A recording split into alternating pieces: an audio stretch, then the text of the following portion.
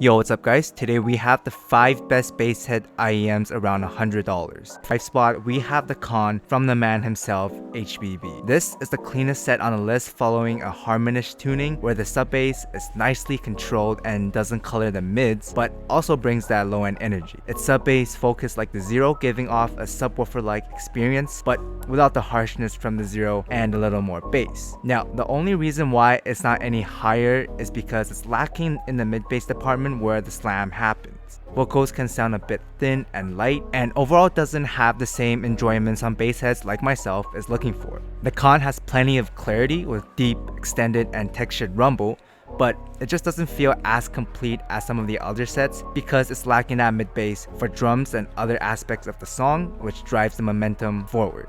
Still great, but a little bit safe for me. But next, at the number 4 spot, we have the bass monster himself, the 7Hz Legato. Now, this is the total opposite from the Con, where in terms of pure bass amount, nothing really touches it aside from the Rossfinch. But the bass quality on the Rossfinch isn't as tactile and resolving as the Legato.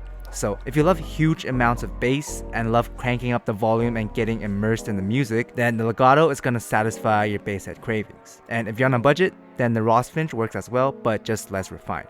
Of course, the downside to this huge bass shelf is that the bass is going to affect the other frequencies, so overall, the sound feels more forward and less open, and of course vocals and treble are going to lose some focus and be more recessed. But still, that bass though.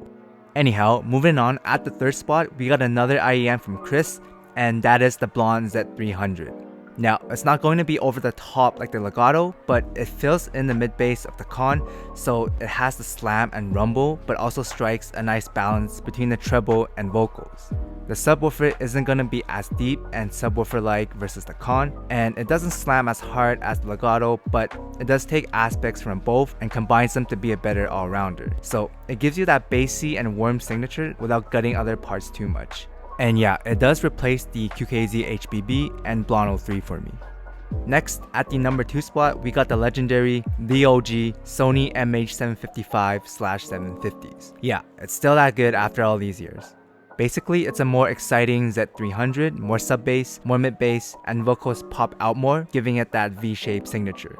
Remember when I said earlier that nothing really touches the Legato for bass amount? Well, I lied, because the Sonys feel very similar but more sub-bass focused and with cleaner vocals.